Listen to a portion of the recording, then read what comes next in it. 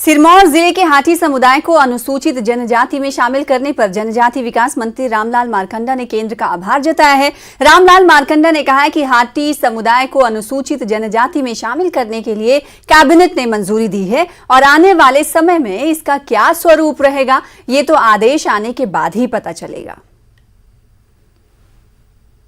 जहाँ तक सिरमौर जिला के हाटी समुदाय है, गिरिपार, इस समुदाय को जो है केंद्र सरकार द्वारा कैबिनेट के माध्यम से शेड्यूल्ड ट्राइब का दर्जा दिया गया है। इसके लिए मैं केंद्र सरकार का धन्यवाद करना चाहूँगा। अभी सिर्फ कैबिनेट से ही मंजूरी मिला है।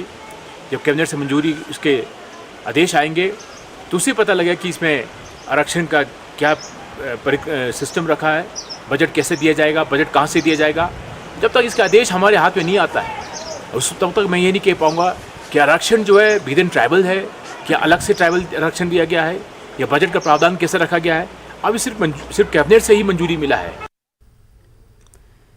आम आदमी पार्टी ने प्रत्याशियों की पहली लिस्ट जारी कर दी है। इसमें 4 प्रत्याशियों के नाम शामिल हैं। फतेहपुर से डॉक्टर राजन सुशांत, ग्राफिक्स के जरिए आपको टीवी स्क्रीन पर हम आपको दिखा रहे हैं। नगरौटा से उमाकांत डोगरा, तो डॉक्टर राजन सुशांत को सीट मिली है फतेहपुर से।